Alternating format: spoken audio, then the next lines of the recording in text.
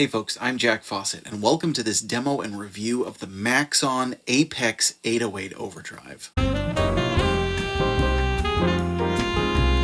This is a really cool pedal, and it's a tube screamer, and it is different than what I actually thought initially when I just saw the title of it. When I saw Apex 808, my just gut reaction was, oh, it's probably a high gain 808, right? It's an 808 that they just said, let's give it some more juice. Let's make it more for the rock crowd, which for me, extra gain pedals, I just don't need them. There's plenty of high gain pedals out there. I don't need the pedals that I love to be given more gain. This is not that. That was a mistake on my part. What this is this is the pinnacle 808 in regards to what are the best circuits of 808s that are out there. So Maxon set off to do this project with the original designer of the tube screamer, Susumu Tamura. And what they did was they researched all kinds of 808s, vintage units, modern units, ones that were just really, really good, and tried to see what was the common theme. What was it about them that might have been different? And it came down to this common IC, which is what they use in this pedal.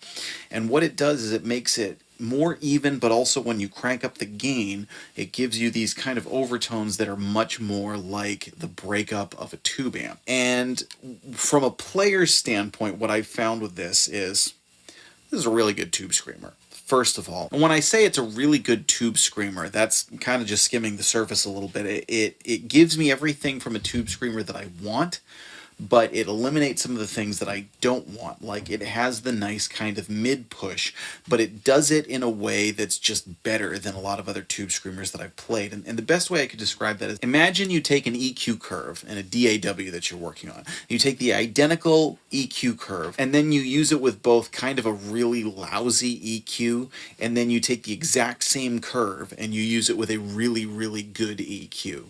It's the same concept, but it's a better delivery, right? And that's kind of what I found with this one, is it's still giving me like the classic mid-range boost tube screamer drive sound, but it's doing it in a richer way with better articulation, and it just sounds better, even though it's kind of giving the same thing. It's like watching a movie in high definition versus, not high definition, whatever that's called.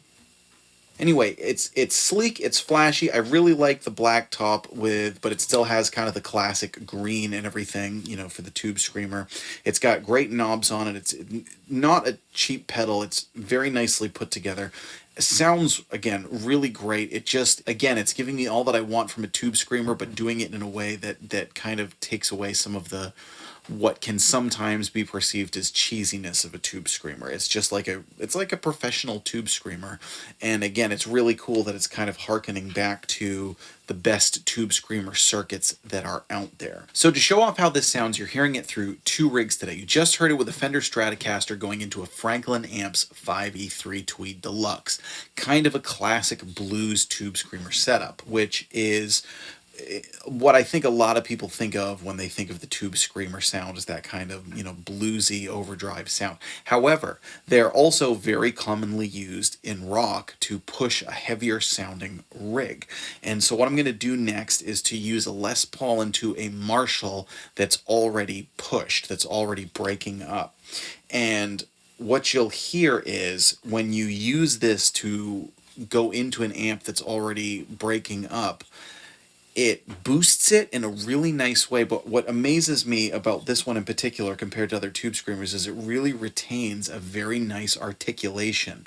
It doesn't just get woofy or muddy. It really, really retains, again, more of an evenness and some nice articulation, but it still has that tube screamer sound. So next we're going to play it with the Les Paul into the Marshall. So let us know what you think. Have you tried the Maxon Apex 808 or other Maxon 808s? Of course, Maxon is very tied in with the origin of the tube screamer and where this pedal comes from in general. Let us know what you think in the comments. Stick around for some more tones with a different rig, the Les Paul into the Marshall. I'm Jack Fossett. Please remember to like, share, and subscribe, and I hope you enjoy the rest of the video.